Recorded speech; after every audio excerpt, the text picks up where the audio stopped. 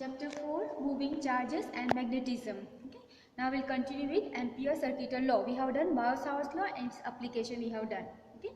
The Ampere circuital law, the statement is the closed line integral of magnetic field around a current carrying conductor is equal to the absolute permeability times the total current threading the conductor or passing from the conductor. So closed integral of the magnitude of electric field. Okay, so you have got the magnetic field B, and it's a closed interval over the line. Okay, that is dl. So the closed line integral of the magnetic field gives you equal to the permeability times the current passing from there. Okay, so if you have got current passing from the conductor as I, then and if you are going to find the magnetic field integral over the closed surface, then you will get it is equal to mu naught I. Okay, so this is the statement in mathematical form. Once again we read the closed line integral of magnetic field around a current carrying conductor is equal to the absolute permeability. Mu naught is absolute permeability times the total current threading through or passing from the conductor. Okay, now the closed loop means just like closed loop, we have to consider closed loop here. Okay, the closed loop is called Amperian loop, and since it is Amperian law, we'll call it as Amperian loop, and it has got some condition to select. This loop is chosen such that one of these conditions should satisfy.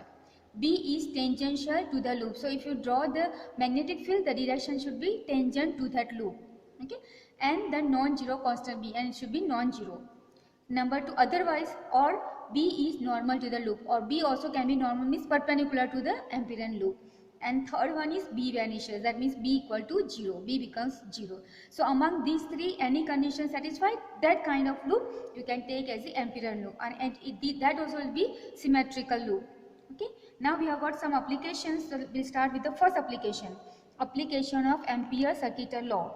First one, magnetic field produced or due to the long thin current carrying conductor. So suppose this is my current carrying conductor. Okay, the current is passing from here, so it is going upward. Okay, and at this point P we want to find the magnetic field. So what we have to do, suppose the distance from the conductor to this point P is R, then you have to consider an Amperian loop. Okay, and the Amperian loop is taken as, here it will be the circle. Okay, and we consider an length element of dl on this loop. Okay, so I have written here, consider a long thin conductor carrying current I. Okay, this is the one. P is a point at distance R from wire. Okay, we want to find at this point, and this is the point P, and it is distance R from the conductor. Consider an Amperian loop in the form of circle of radius R. Okay, that is the one I was telling about, this green circle. And take a length element dl at point P. So we have taken this dl, okay, length element. Here dl and b are in the same direction. See, you have to find the magnetic field direction. So this is the current carrying conductor, fold and the current is moving upward. So hold the current conductor in your hand like this, and the thumb should give you the direction of the current. Then fingers, okay, where the fingers curve will give you the direction of the current, the magnetic field. Okay, so here like this it is, and then circular loop is also like this. Okay, circular loop is like this, and your fingers also like this, means the dl and l will be in the same direction. So this dl and magnetic field also will be in the same direction. So both are in the same direction, means angle between them is 0. By Ampere circuital law, okay, this what we have written here, that closed line integral of B will be equal to mu naught I. Okay, so this Ampere circuital law will use. So I am writing here, line integral closed integral B dl is equal to mu naught I. Okay, now B and dl, as I said, they are in the same direction, angle between them is 0. Since theta is 0, angle between B and dl, so cos 0 is 1. So remove the dot sign, vector sign, so it becomes integral B dl cos 0 degree is equal to mu naught I. Cos 0 is 1, B will be same. Okay, or because the distance is same, so B will be same. So B you take out of the integral, so B integral dl equal to mu naught. But dl is what?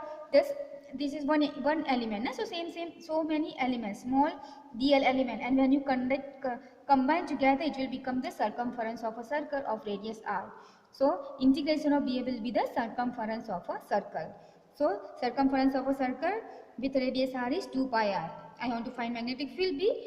Transfer 2 pi r here. So you get B is equal to mu naught r divided by 2 pi r. Now mu naught is constant, current from the conductor is constant, 2 is a constant, pi is a constant.